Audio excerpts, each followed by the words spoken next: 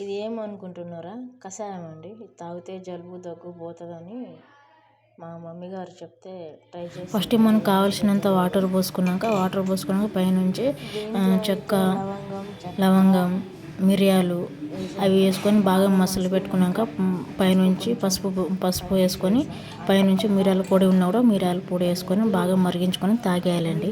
ఇదైతే వర్షాకాలం కదండి, చాలా జాగ్రత్తగా ఉండాలి.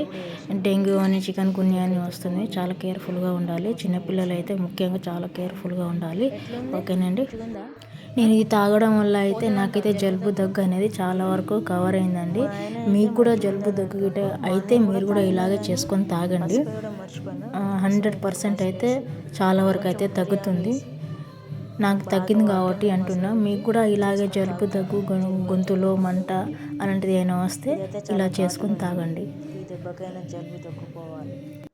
నేను ఈ వీడియో తీసి కూడా 4-5 డేస్ అవుతుంది, అప్లోడ్ చేయలేదు, కొంచెం పనిలో ఉండి. ప్లీజ్ లైక్, షేర్, కామెంట్ చేయండి, సబ్స్క్రైబ్ కూడా చేసుకోండి.